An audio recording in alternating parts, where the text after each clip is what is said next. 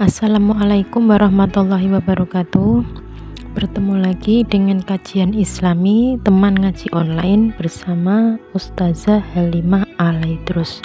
Tema bahasan kita ciri-ciri wanita yang disayangi oleh Allah Subhanahu wa taala. Selamat mendengarkan, semoga bermanfaat. A'udzu billahi minasyaitonir rajim. Yamhullahu ma yasha'u wa yuthbit wa 'indahu ummul kitab. Kata Allah, Allah menghapus ataupun menetapkan nasib kehidupan manusia. Wa 'indahu ummul kitab, sebab dialah sang pemilik ummul kitab. Ummul kitab itu Lauhil Mahfuz. Jadi Bu, ini saya kasih tahu. Kamu besok apa yang akan terjadi padamu, kamu nggak tahu. Kamu nggak tahu. Siapa yang tahu? Allah tahu, malaikat tahu. Sebagian hamba-hamba Allah ada yang diberitahu. Mereka bisa lihat catatannya.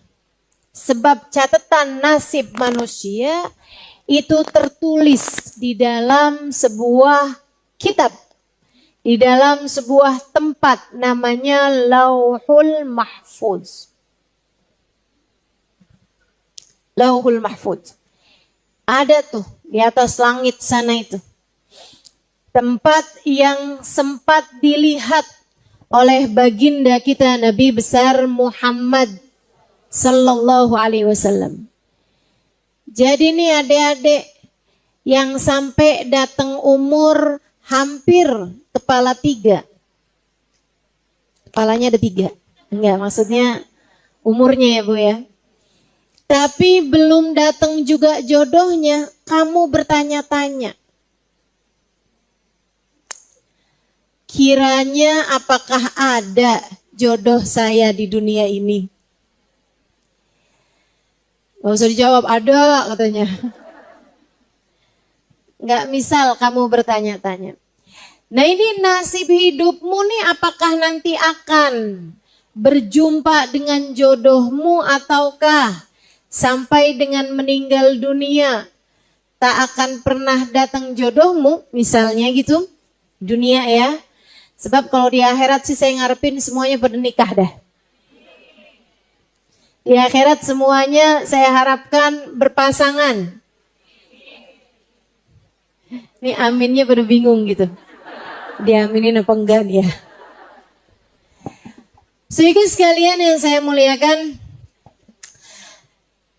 Tapi di dunia ini kan kita nggak tahu gitu.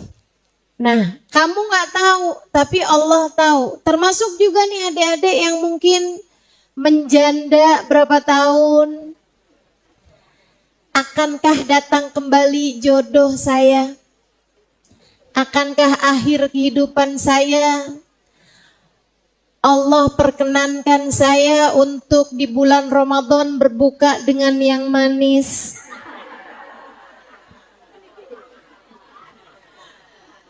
Nah, itu kan kamu nggak tahu gitu. Siapa yang tahu? Allah. Siapa lagi yang tahu? Malaikat-malaikatnya Allah. Dan terkadang Allah bukakan isinya Lauhil Mahfuz kepada beberapa hamba-hamba tercinta di sisi Allah atau kepada beberapa makhluk-makhluknya Allah Subhanahu wa taala seperti syayatin dan terutamanya seperti setan-setan dan terutamanya adalah iblis. Jadi itu si setan, terus bangsa jin, itu emang suka ngintip. Berarti kalau ketemu orang suka ngintip, mirip ama, suka ngintip tuh. Mereka suka cari tahu apa sih isinya, gimana sih nantinya. Akhirnya dikasih tahu. Udah tahu nih si hasil ngintip nih, kemudian dikasih tahu sama orang-orang yang collab sama mereka. Ada tuh kan yang suka collab sama bangsa jin. Suka collab sama setan, terus nanti orang datang kiranya presiden yang akan terpilih 2029. Pemilihan yang akan datang. Itu siapa gitu. Emang itu udah ada Ustazah di Lauhil Mahfudz? Udah ada. Yang terpilih 2024 juga udah ada. Sampai akhir kehidupan Indonesia nih, kayak gimana nanti ke depannya, nah itu semuanya udah ada, catatan nasibnya Indonesia tuh udah ada, teman-teman, udah ada. Ada di dalam kitab namanya Lauhul Mahfudz. Saudariku sekalian yang saya muliakan, jadi dari sini kamu tahu, belum tentu yang tahu isinya Lauhil Mahfudz itu orang mulia. Kadang-kadang hasil ngintip tadi itu. Kadang-kadang hasil ngintip, hasil curi-curi dengar, curi-curi lihat gitu. Si bangsa-bangsa makhluk-makhluk halus tadi itu. Nah ada juga para wali-wali yang tahu-tahu juga banyak. Yang ngasih tahu apa yang akan terjadi ke depan gitu. Banyak teman-teman saudara sekalian yang saya muliakan. Tapi kalaupun, nih saya mau kasih tahu perkara penting. Kalaupun sampai ada orang mulia sekalipun, apalagi orang-orang nggak mulia ya, ini orang mulia, kamu tahu ibadahnya, kamu tahu kesolehannya, kamu tahu kebaikan-kebaikannya. Manusia nih, seorang manusia soleh, seorang entah laki-laki entah perempuan, orang soleh memberitahu kepadamu tentang nasibmu ke depan, itu adalah apa yang dia lihat di Lauhil Mahfudz atau apa yang diperlihatkan di Lauhil Mahfudz. Benar berarti Ustazah? Benar. Tapi Lauhil Mahfudz adalah makhluk. Dan semua makhluk bisa menerima perubahan. Ingat, Lauhil Mahfudz adalah makhluk. Dan semua makhluk itu bisa menerima perubahan dan pergantian. Karenanya, kalau ada seseorang yang meramalmu, memberitahumu tentang masa depanmu, jika bahkan orang itu adalah orang soleh sekalipun, jika bahkan orang itu adalah seorang wali sekalipun, saudariku sekalian, apa yang ada di Lauhil Mahfudz dapat berubah, dapat berganti. Ini penting buat saya sampaikan. Kenapa gitu? Agar apabila ada kabar-kabar gembira yang disampaikan sama mereka, cukup sebagai kabar gembira saja, jangan sampai jadi sesuatu yang dapat memperdaya dirimu. Misal ibarat kata nih, ada seorang wali bilang, kamu adalah ahli surga. Misal, amin aja.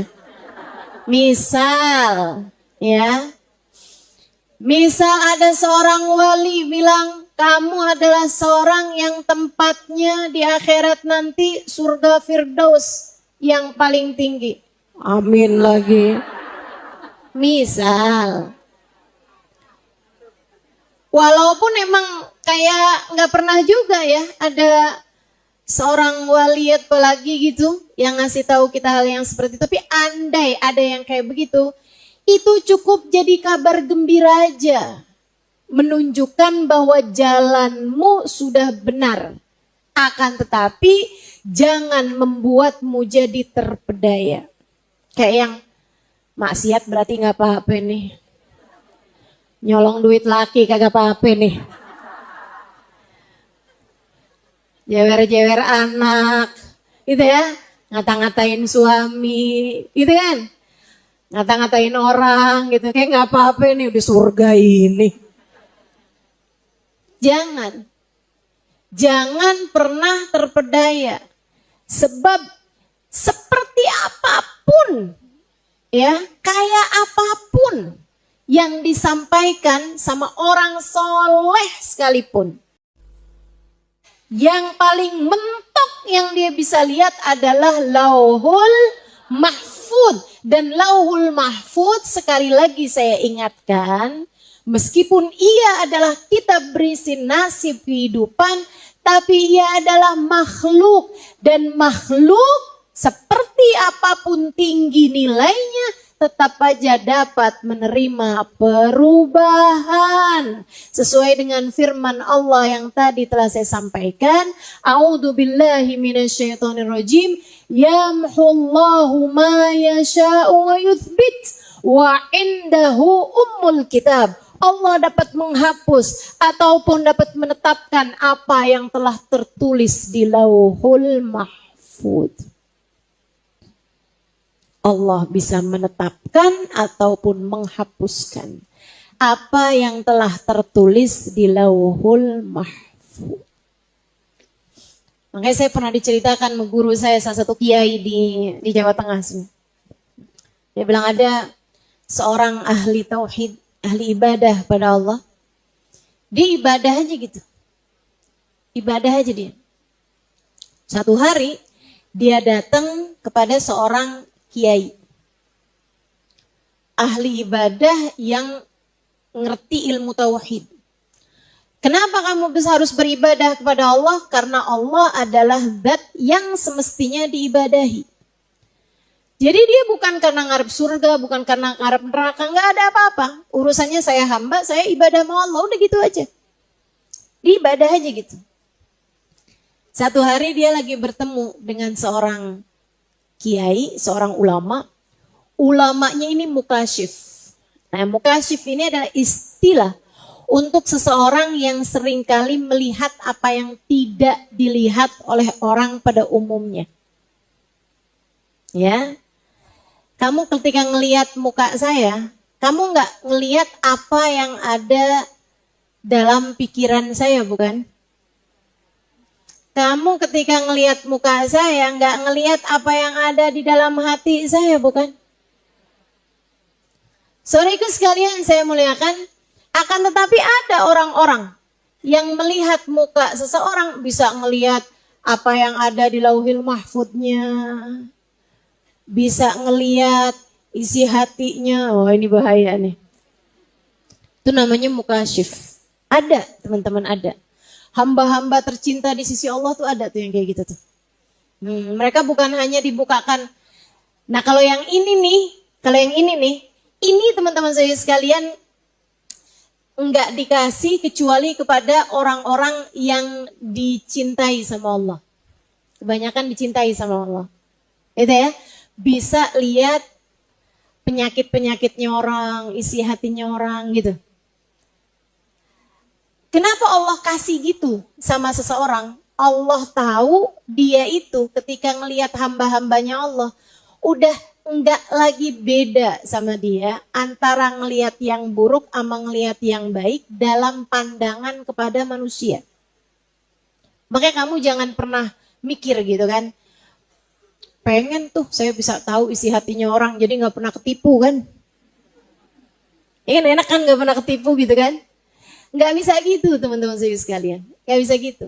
Saya sih kalau dibilang misalnya, Halimah kamu mau nggak bisa tahu isi hatinya orang? Ya Allah jangan sampai Allah, jangan sampai Allah, jangan sampai Allah. Kenapa gitu? Kita nggak tahu isi hatinya orang aja, susah buat husnudzon. Susah buat baik sangka. Saya nih nggak tahu isi hatinya orang aja. Kadang-kadang susah mau buat burung sangka, masih dateng aja buruk sangka. Ini orang kayaknya ngantuk nih. Nggak apa-apa kalau ngantuk, bukan buruk sangka ya. Sedikit sekalian gitu, kayak susah mau selalu bisa husnudzon sama orang gitu kan. Apalagi kalau bisa tahu isi hatinya orang. Makanya udah, saya nggak mau dikasih hal-hal begituan sama Allah Subhanahu wa taala. Biarkan kita jadi orang yang berusaha belajar untuk terus bisa dapat ridhonya Allah Subhanahu wa taala insyaallah. Amin. Akhirnya si kiai ini, ulama yang didatengin sama ahli tauhid tadi ini, abid mukhlis khalis lillah, dia ibadah pada Allah Subhanahu wa taala hanya karena ibadah pada Allah. Si abid ini tadi datang di majelisnya seorang kiai. Kiainya begitu melihat, habis selesai majelis dia bilang, maaf sekali.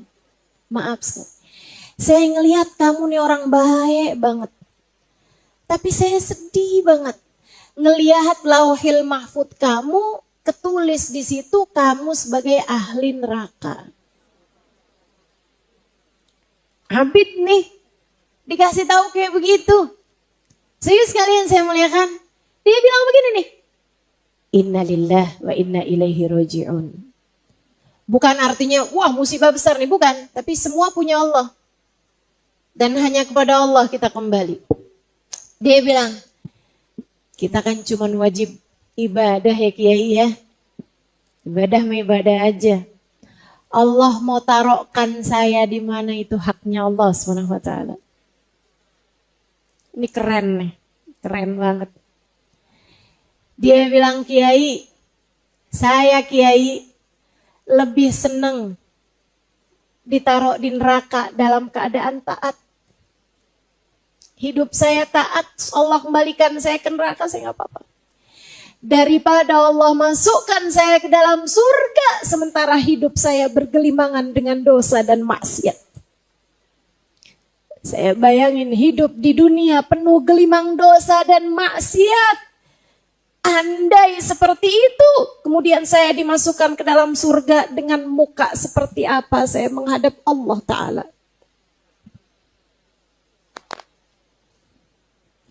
Kiainya merunduk, belajar ikhlas.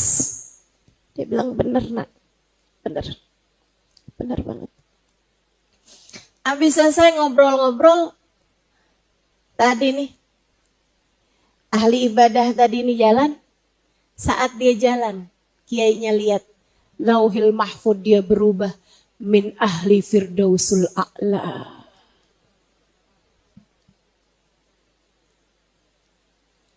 Isi lauhil mahfud biarkan tetap jadi rahasia. Rahasia Allah Subhanahu wa ta'ala. Nggak usah sok-sokan pengen tahu. Saya ntar ahli surga apa ahli neraka ya? Udah nggak usah sok-sokan pengen tahu, biarin aja. Tugas kita ibadah kepada Allah. Tugas kita cinta sama Allah. Tugas kita mendekat sama Allah. Tugas kita taat sama Allah. Tugas kita hormat sama Allah. Tugas kita syukur sama Allah. Itu tugas kita.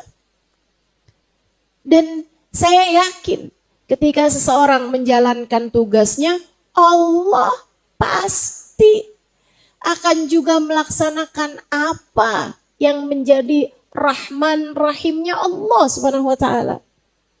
Sehingga sekalian, kamu kalau cinta Allah pasti bakalan cinta. Dan kalau udah Allah cinta, Allah tahu apa yang harus dia lakukan kepada hamba-hambanya yang dia cinta.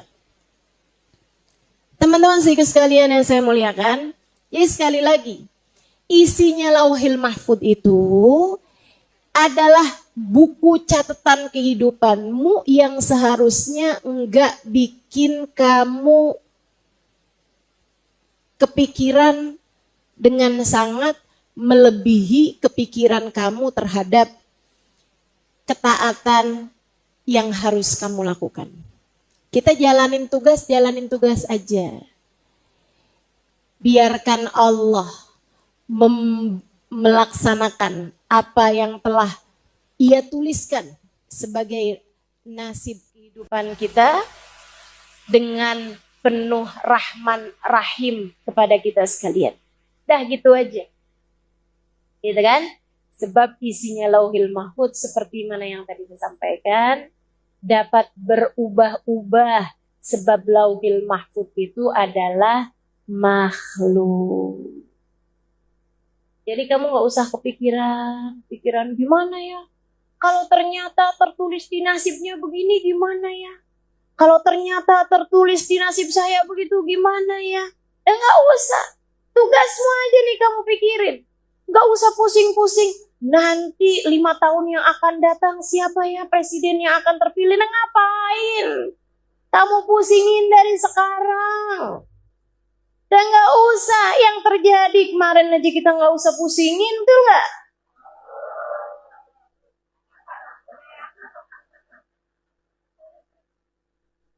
Bisnya kesel saja.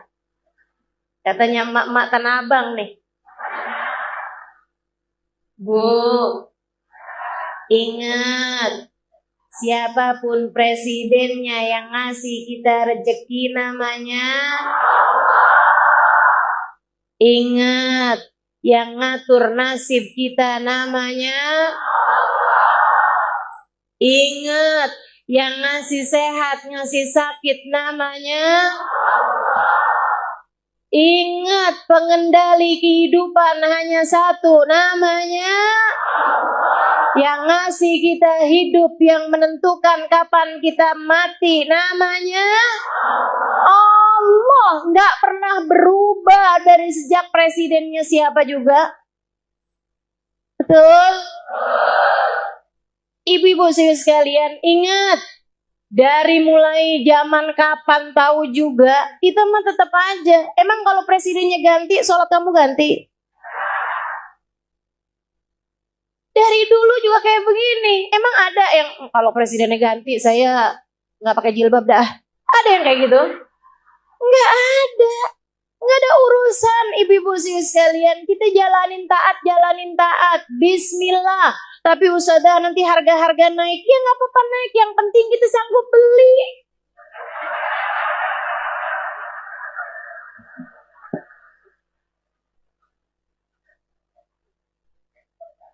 Betul gak? Enak gak saya mikirnya? Enak. Mau siapa presidennya juga tetap aja Nabi kita, Nabi Muhammad. Jadi kalau buat saya sih gue tanyain, presidennya siapa? Nabi Muhammad? Udah enak dah. Gitu ya? Kita mau ikutnya sama Nabi Muhammad aja dah. Dunia akhirat, ya kan ya? Nah, udah gak terlalu banyak ngaruh kok. Bismillah, kita terus doakan. Semoga Indonesia diberi kedamaian. Semoga Indonesia senantiasa dalam pandangan kasih sayang Allah. Semoga kita dan anak-anak kita dijauhkan dari segala bencana. Semoga kita, anak-anak kita, keturunan kita dijauhkan dari segala dosa-dosa. Semoga kita dan seluruh keluarga kita dijauhkan kita dari bahaya narkoba, minuman keras, perzinaan, perjudian, riba, dan apapun aja dari dosa-dosa yang membuat Allah Subhanahu wa taala mungkin untuk murka kepada kita. Semoga Allah Subhanahu wa taala senantiasa menjaga kita semuanya insyaallah. Amin ya rabbal alamin. Jadi dah itu Lauhul Mahfud. Nah, sama Nabi Muhammad dikasih tahu. Ketika baca ayat itu, A'udzubillahi minasyaitonirrajim. Yamhullahu ma yasha'u wa yuthbit wa indahu ummul kitab. Itu kapan wahai Rasul? Nabi bilang, "Dzaka lailatun nisf min Sya'ban." Perubahannya Lauhil Mahfud tuh bisa banyak, berganti-ganti. Sepanjang tahun tuh bisa kapan-kapan ganti aja. Isinya Lauhil Mahfud. Makanya katanya Nabi Muhammad, la yarudul qada illa doa. Nggak ada yang bisa ngerusak, ganti ketetapan-ketetapan Allah yang ada di Lauhil Mahfud selain doa. Jadi setiap kali kita doa bisa berganti tuh isinya lauhil mahfud. Kemudian lagi kamu sedekah, bisa ganti isinya lauhil mahfud. Gampang ganti-gantinya teman-teman sekalian. Ada satu orang, Nabi Allah Dawud alaihi salam, ada di majelis kayak begini nih, nabi-nabinya Allah itu udah pasti mukasyif. Ya, nabi-nabinya Allah semuanya mukasyifun. Semuanya bisa lihat apa yang nggak bisa dilihat sama manusia pada umumnya. Para nabi itu semua mukasyifun. Nah, di majelisnya Nabi Allah Dawud alaihissalam, Nabi Dawud ngelihat ada malaikat Israel duduk di situ, duduk di majelis, ngeliatin seorang pemuda. Habisnya selesai, Nabi Dawud samperin malaikat Israel.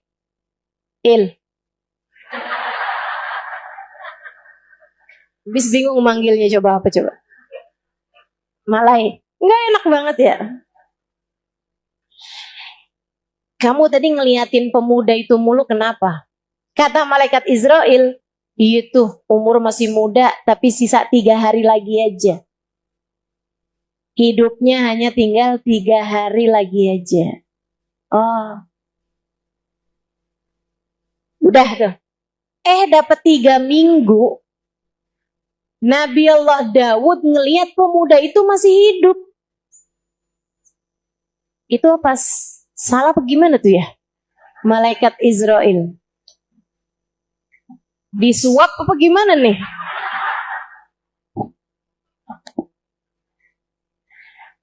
Akhirnya ditanya sama malaikat sama Nabi Allah Dawud. Pas ketemu Israel.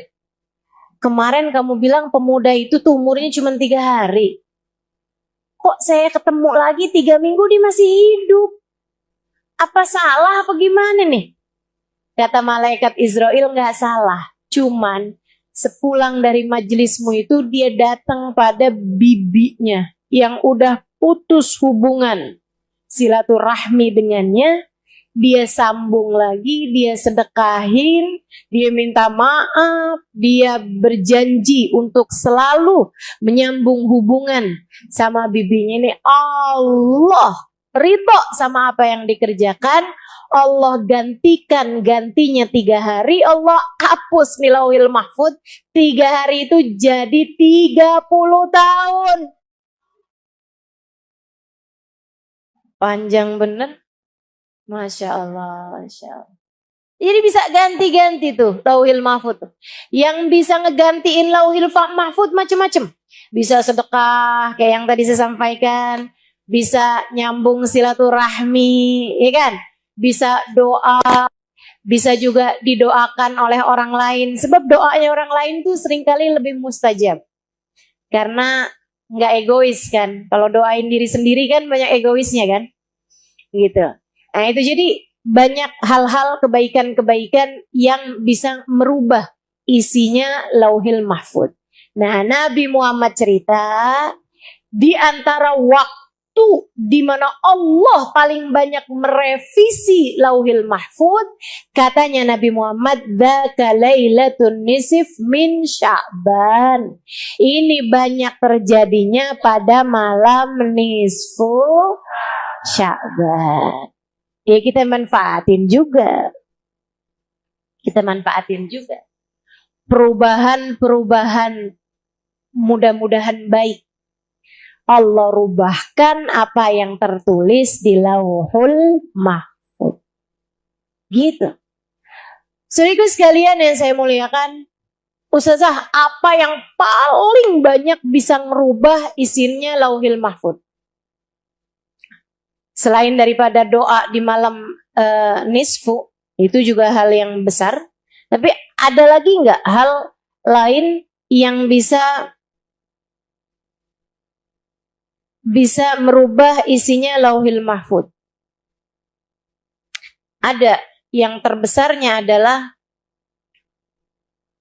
syafaat berkah dari orang-orang mulia di sisi Allah. Ini nih, keren-keren. Para wali-walinya Allah SWT.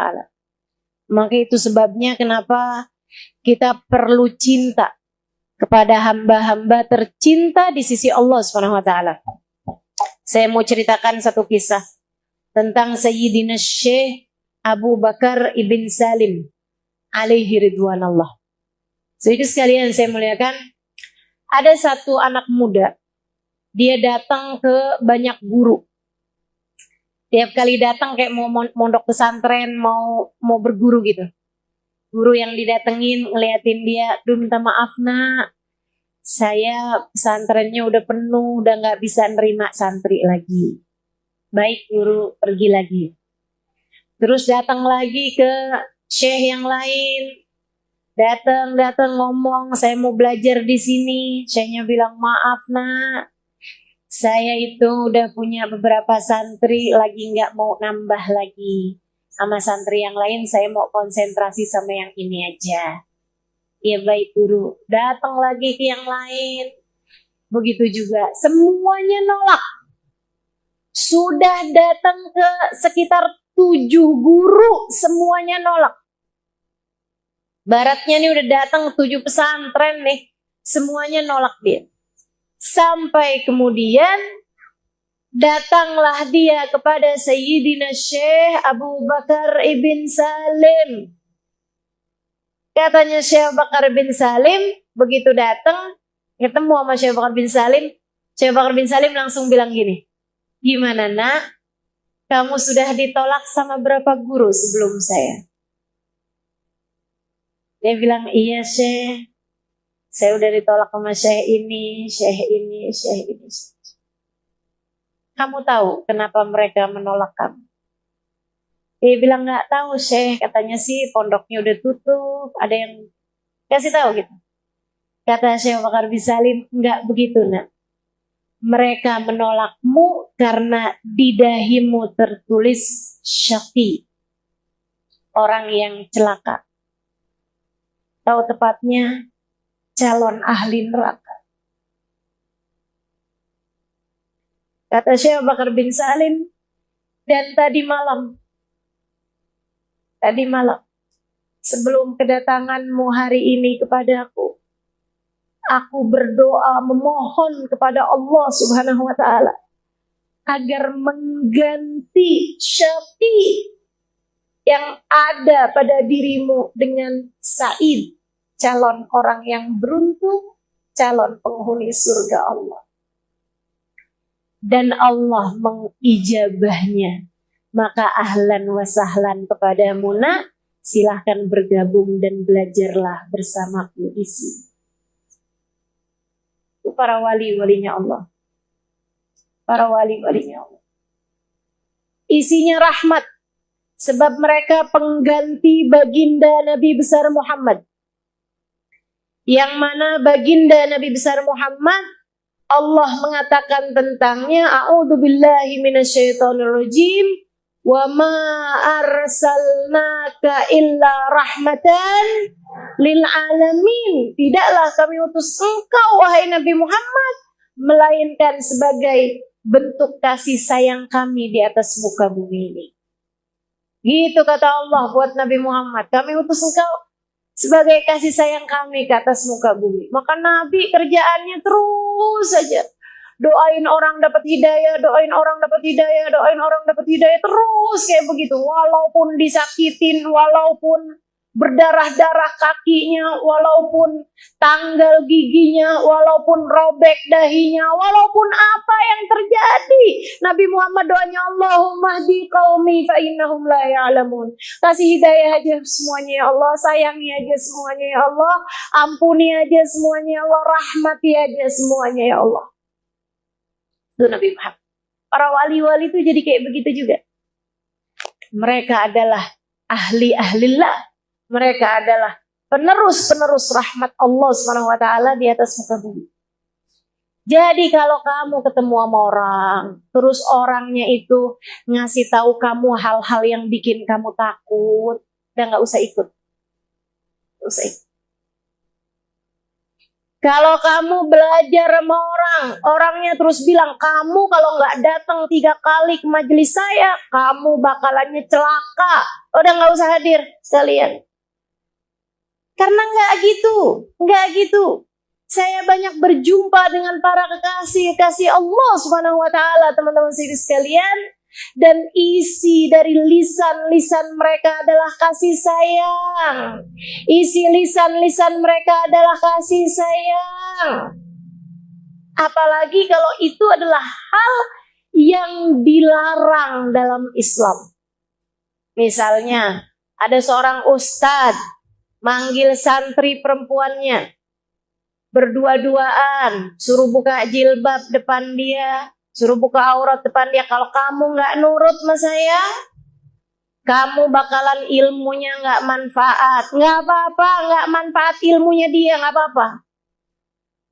Kenapa gitu? Di atas syariat agama Allah nggak ada ajaran apapun. Ajaran agama Allah di atas segalanya, teman-teman sekalian. Ada orang ngomongnya nakut-nakutin, celaka lah kalau nggak ini, kalau kamu nggak ngasih saya 10 juta, nanti kamu akan keluar dari sini kecelakaan. Jangan kasih sekalian, jangan kasih. Tapi kamu juga jangan takut, jangan takut. Kenapa gitu teman-teman sekalian? Sebab orang tercinta di sisi Allah tuh nggak gitu, nggak nakutin. Percaya saya. Kamu kalau ada yang ngeramal hal-hal yang buruk-buruk sama kamu, jangan percaya. Jangan percaya. Kalau kamu masih takut juga, sedekah. Sedekah bisa ngangkat segala bala. Udah gitu aja. Sedekah kan emang gak pernah salah juga. Betul gak? Jadi saudara sekalian, nah itu tuh. Apa yang ada di dalam kitab Lauhul Mahfud. Nah nanti nih, malam nisfu banyak sekali Allah ubah catatan-catatan nasib umat manusia.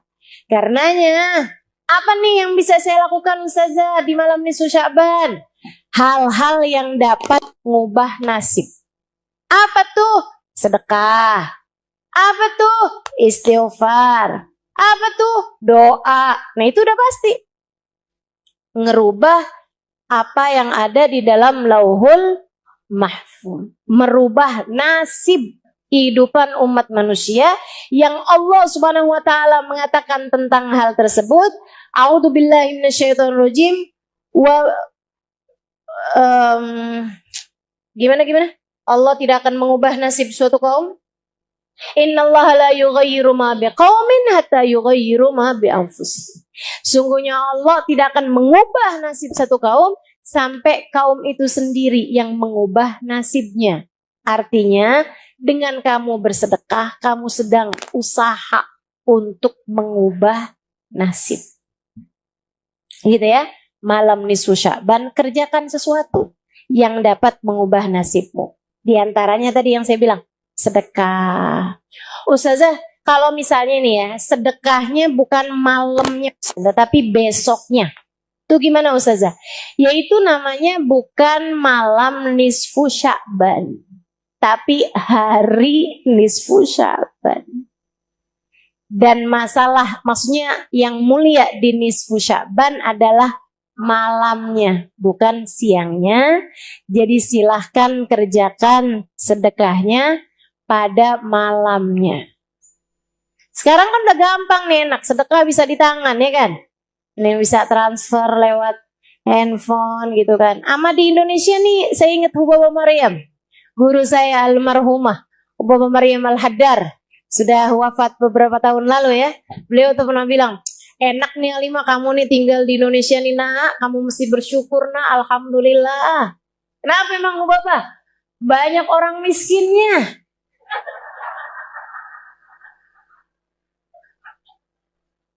Ini emang kadang-kadang kita nih sama cara berpikirnya para wali suka rada heran gitu, suka nggak nyambung gitu. Saya bilang, maksud Hubaba enak di mananya? Ya enak kan nak, kamu bisa sedekah kapan aja. Iya juga ya. Kamu bisa sedekah kapan aja, Halimah, enak, asal keluar rumah kamu udah bisa sedekah. Kadang-kadang dalam rumah aja kamu bisa didatengin pengemis, bisa gampang sedekah. Kamu tahu nak, saya ini susah kalau mau sedekah di Madinah pakai pergi dulu ke haram.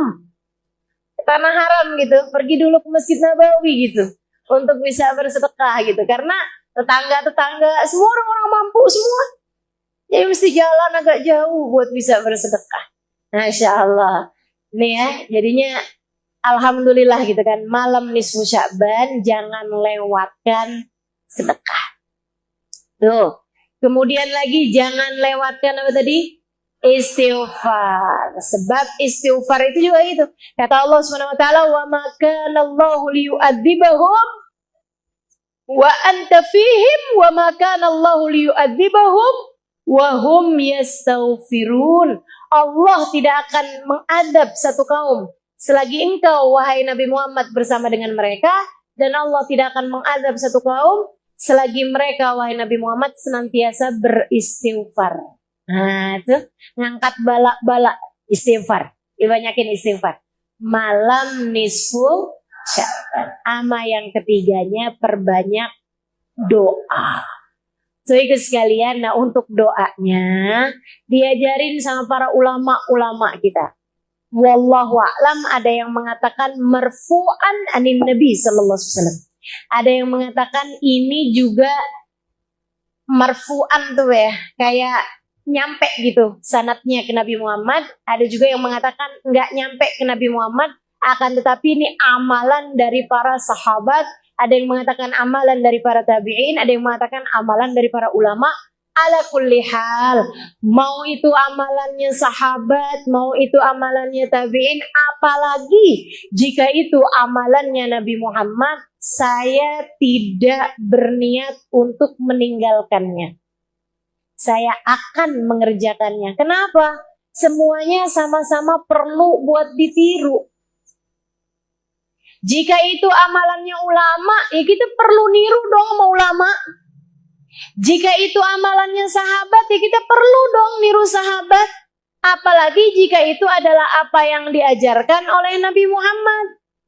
Anda ini nggak diajarin sama Nabi, nggak diajarin sama sahabat, nggak diajarin sama tabiin, tapi diajarin sama guru saya. Dan sesuatu yang diajarkan itu adalah sesuatu hal yang bagus. Kenapa nggak kita kerjain? Betul nggak? Nih ibu-ibu nih, misalnya saya nih bu nih, saya ngajarin sama ibu-ibu nih. Bu, ibu nanti ya bu ya. Ibu gimana kalau misalnya ibu setiap kali keluar dari rumah, orang miskin pertama yang ibu lihat, ibu sedekah. Itu ibu gak pernah dengar selain dari saya, Halimah Lidrus. Ibu-ibu kira-kira pengen kerjain apa gak kerjain? Pengen kerjain? Kenapa gitu? Soalnya yang saya ajarin barang bagus.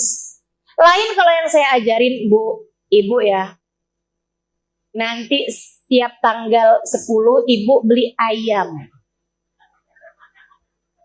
Warnanya hitam.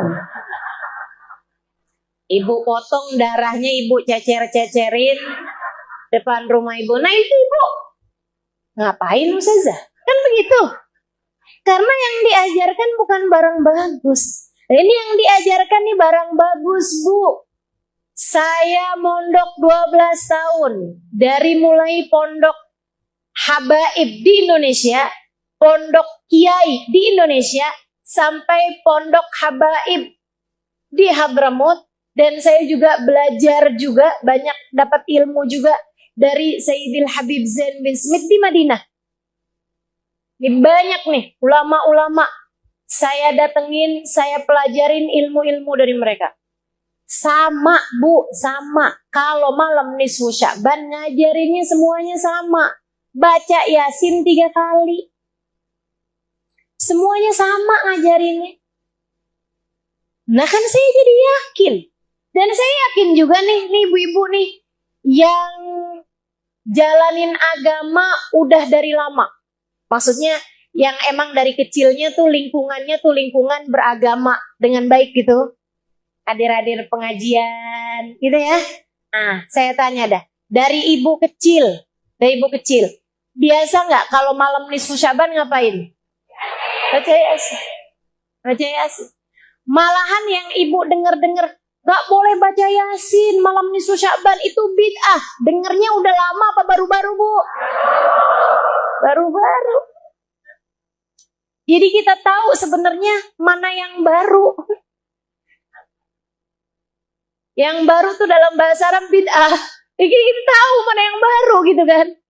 Yang baru tuh yang bilang bahwa baca Yasin malam nisfu Sya'ban itu adalah baru gitu. Ini yang baru malahan. Sehingga sekalian saya mulaikan. Jadi semuanya ngajarinnya sama. Baca Yasin malam nisfu Sya'ban. Dulu Mbah Mun, ya Haji Maimun Zubair ngajarin sama. Dulu Habib Hasan Baharun di Darul Lughah Dakwah ngajarinnya sama. Kita tiap malam nisfu Sya'ban baca Yasin 3 kali. Abah saya dari sejak saya kecil ngajarinnya sama. Kemudian saya belajar di Darul Zahra Tarim Hadramut, Habib Umar ngajarin sama. Orang setarim ngajarin sama. Malam nisfu Sya'ban baca Yasin. Habib Zain bin Smith ngajarin sama. Madinah sama, semuanya sama. Baca Yasin 3 kali. Dari Mekah, Sayyid Muhammad bin Alwi bin Abbas al-Maliki ngajarin sama. Baca Yasin 3 kali di malam nisfu. Pakai niatan-niatan yang tersendiri. Yasin yang pertama, niatin rezeki. Biar yang halal, yang thayyib, yang berkah. Kamu baca Yasinnya dengan niatan seperti itu, rezeki yang zahir dan batin. Bu, rezeki itu bukan cuman melulu urusan uang. Bukan cuman melulu urusan rumah, pakaian, makanan, sandang, pangan, papan, bukan. Tapi punya anak yang sehat-sehat itu juga rezeki. Punya anak yang soleh-soleh itu juga rezeki. Punya suami yang sayang itu juga rezeki. Punya hati yang qanaah itu juga. Punya teman-teman yang baik-baik itu juga. Punya guru yang bisa ngasih tahu mana yang benar, mana yang nggak benar itu juga rezeki. Punya rasa hati yang bagus kepada Allah, kepada Rasulnya itu juga rezeki. Punya ilmu yang bermanfaat itu juga rezeki. Dibangunin sholat malam itu juga rezeki. Kesehatan badan kita itu juga rezeki. Banyak rezeki. Jangan cuma urusan uang aja yang kamu minta. Rezeki zahir batin, rezeki dunia, rezeki agama, semuanya kita minta pada Allah Subhanahu wa taala. Kemudian yang kedua, kamu baca Yasin. Urusan umur, ya urusan waktu. Biar kita nih sama Allah bisa dikasih kemampuan jagain waktu dengan benar. Jadi umur kamu jangan cuman minta umur panjang. Umur panjang sakit-sakitan mau. Umur panjang buat banyakin dosa mau. Umur panjang tapi hati sedih terus-terusan mau. Nggak mau. Makanya kita minta umur berkah. Umur panjang bahagianya. Umur panjang taatnya. Jadi yang panjang biarin taatnya. Umur panjang ibadahnya. Itu yang kita minta. Tapi kalau dosanya mah biar pendek aja. Kalau perlu malah nggak ada. Tuh, sengsaranya biar pendek aja. Kalau perlu malah nggak ada. Itu kita minta sama Allah Subhanahu wa taala. Umur selamatnya biar yang panjang. Umur bahagianya biar yang panjang. Umur manfaatnya biar panjang. Begitu kan? Kita hidup biar banyak manfaatnya buat orang lain. Itu yang harus kita minta pada Allah Subhanahu wa taala, bukan asal panjang umur. Bu, lebih daripada minta panjang umur, minta kemampuan ngisi umur. Minta kemampuan ngisi umur. Karena beda banget cara kita ngisi umur sama cara para wali-wali Allah ngisi umur. Beda banget. Saya kalau ngelihat guru saya, Hubabah Nur, Ummu Salim bin Hafid, itu beliau ibu-ibu saya sekalian, ngisi umurnya pinter banget, pinter banget. Hidupnya maben ta'ah ila ta'ah, dari taat ke taat, dari ibadah ke ibadah, dari ilmu ke ibadah, ke hikmah, ke dakwah, terus gitu aja. Itu Bu beliau. Satu hari saya bilang sama beliau, Bapak saya udah kasih tahu kok itu. Ada satu hal gitu. Terus Bapak bilang, kamu gak kasih tahu sih Halimah, ada jauh-jauh hari. Saya bilang, saya udah kasih tahu Bapak. Saya kirimin WhatsApp. Katanya Bapak, nah saya gak keburu. Halimah saya gak keburu buat buka WhatsApp. Saya dalam hari-hari kemarin ini, garuk kepala aja gak keburu. Ibarat katanya gitu. Garuk kepala saya aja gak keburu. Dan saya ngerti kalau beliau lagi ngomong kayak gitu tuh saya paham banget situasinya. Saya ngerti banget tuh situasi. Sehingga gak membuat beliau gak keburuan tuh buat ngeliatin WhatsApp. Apalagi ngebuka scroll TikTok. Ya Allah, ya Allah. Coba tuh betapa gabutnya kamu punya kehidupan. Betapa enggak pentingnya kita menjalankan hari-hari ini yang kita kerjain. Ubaba Nur itu tamunya kadang-kadang nyiapin sarapan buat 200 orang. Nih Ustazah Nabila nih tahu persis. Beliau tinggal bersama dengan Hubabah untuk waktu yang cukup lama. Itu ngurusin tamunya yang datang tiap hari. Berapa Bil? Ratusan jumlahnya teman-teman saya sekalian. Ratusan. Beliau sendiri yang ke dapur. Suami saya mau datang tamu 10. Saya udah sibuk dari seminggu sebelumnya. Segitunya bukan masak, GoFood. Ya Allah, ya Allah, ya Allah. Emang beda banget caranya jalanin kehidupan nih. Antara kita sama orang-orang tercinta di sisi Allah Subhanahu wa Ta'ala. Dari mulai khidmah, beliau ngajar, beliau ibadah, beliau baca Quran, beliau tasbih, beliau berzikir, beliau. Saya berapa hari kemarin menemani beliau saat beliau sedang di Medan. Ya Allah, berasa remahan rengginang di Kalengkongguan. Sambil saya mikir, orang Indonesia harap bersabar. Jatahmu dari seorang ustazah hanyalah Halimah Al-Idrus. Mohon maaf. Masya Allah, Masya Allah.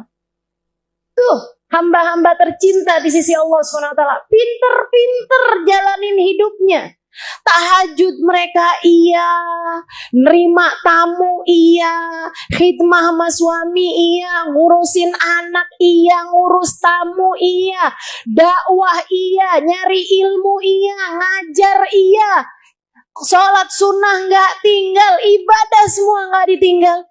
Masya Allah, Masya Allah. Kalau baca ratib tuh dulu tuh, kalau udah afdhalu dzikri fa'lam annahu la ilaha illallah gitu ya. Dari 40 asalnya, 50 asalnya. Lama-lama naik jadi 100. Baca la ilaha illallahnya tuh. Lama-lama jadi 500, lama-lama jadi 1000. Siapa? La ilaha illallah, la ilaha illallah, la ilaha. Panjang benar, Hubabah gak kelar-kelar. Saya bilang, Hubabah, kemana? Saya bilang gitu. Mati gitu. Saya bilang gitu, udah selesai nih Hubabah. Kamu udah selesai? Iya Hubabah, berapa banyak? 50, 1000 Halimah. Loh, 1000. Masya Allah, Masya Allah.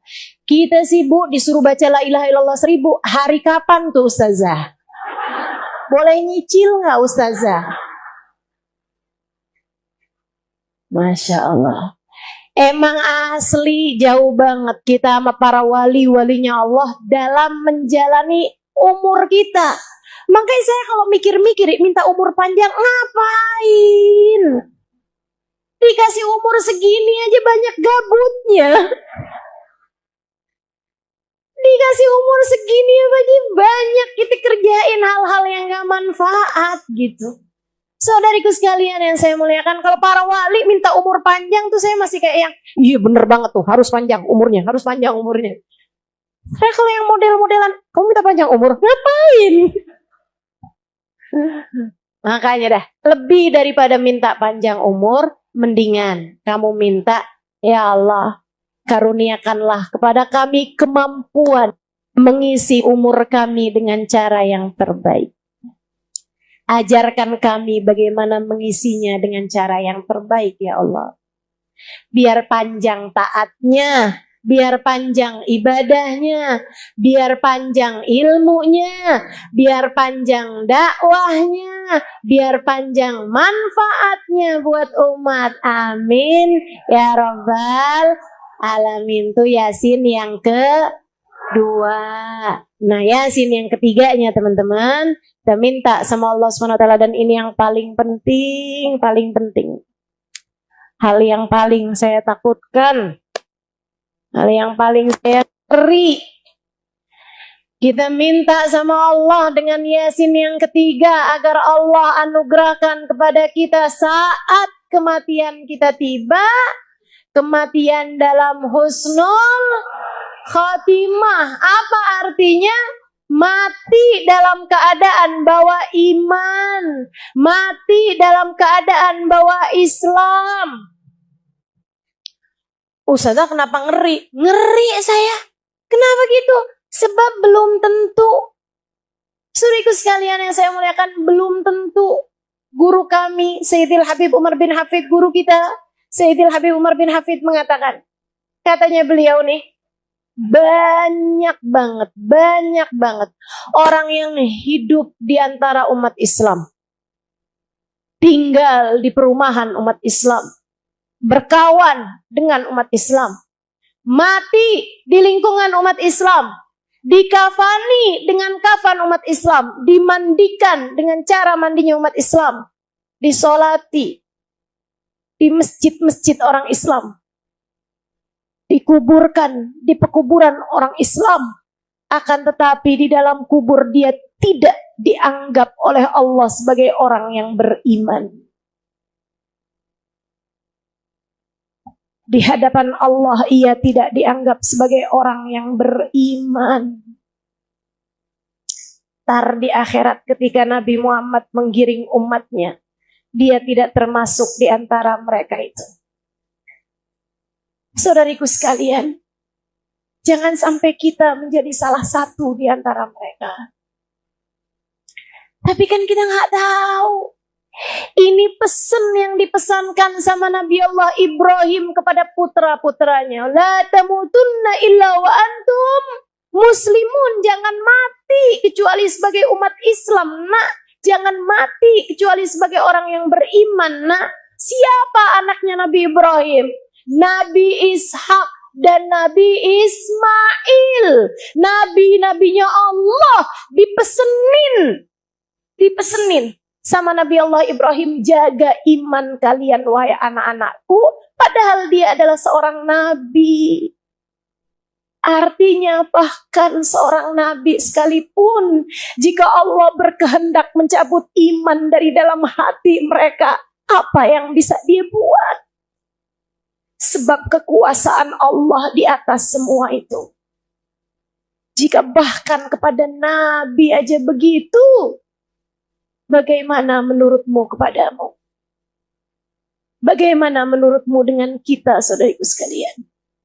Kita nggak pernah punya jaminan buat mati dengan membawa iman.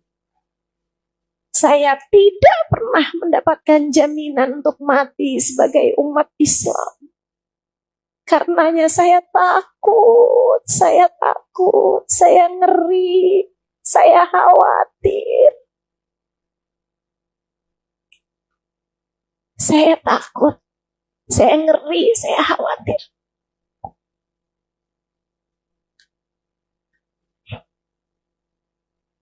Nabi Allah Zakaria alaihissalam, nabinya Allah, dikejar kaumnya sembunyi dalam pohon, dalam sebuah hutan. Iblis ngasih tahu sama orang yang ngejar dari umatnya. Tuh Zakaria sembunyi dalam situ. Umatnya bawa gergaji. Gergaji dari atas sampai ke bawah. Ketika nyampe gergaji tersebut di atas kepalanya, Nabi Allah Zakaria teriak, "Ah!" Sakit dong. Gergajiin tengkoraknya. Nabi Zakaria teriak. Allah berkata, "Wahai Zakaria, kenapa kamu berteriak seperti itu? Apakah karena kamu tidak terima dengan takdirku? Wahai Zakaria, jika kamu berteriak sekali lagi, aku keluarkan kamu dari kelompok Nabi menjadi kelompok ahli neraka." Allah kalau punya mau, apa yang Allah bisa kerjakan, kerjakan. Ini Nabi, teman-teman saudaraku sekalian, Nabi. Bagaimana dengan kita gitu? Yang dosa iya, maksiat iya, berbuat salah iya, sangat mungkin banget. Dan kalau Allah mau kamu mati nggak bawa iman, kamu bisa apa? Kamu bisa apa? Kalau Allah ngerasa nih orang nggak pantas nih berjumpa denganku, ada iman di hatinya, sebab sepanjang hidupnya dia ruwet mulu urusan rezeki, nggak percaya bahwa aku adalah pemberi rezeki satu-satunya. Dia nggak beriman kepadaku, aku cabut iman di saat akhir kehidupannya. Mau bilang apa? Mau bilang apa? Ini udah ngerti ilmunya, tapi tetap aja berbuat maksiat bolak-balik kepadaku, meremehkan penglihatanku. Aku cabut iman dari dalam hati. Mau bilang apa? Makanya satu-satunya hal yang bisa kita lakukan adalah bersimpuh di pintunya, kemudian memohon, "Ya Allah biha, Ya Allah biha, Ya Allah bihusnil khatim."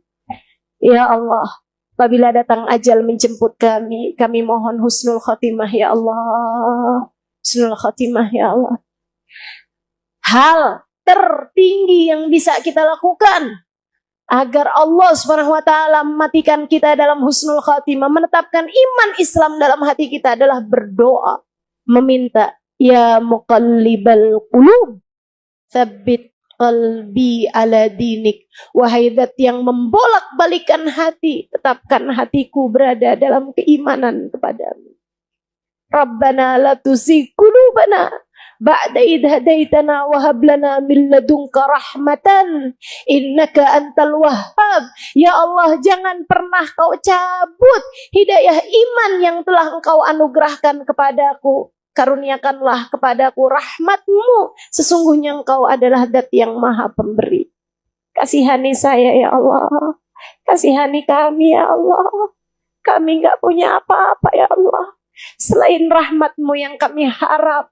Kami telah engkau hidupkan sebagai umat Islam. Jangan pernah kau cabut hidayah iman yang telah kau anugerahkan dalam diri kami ya Allah.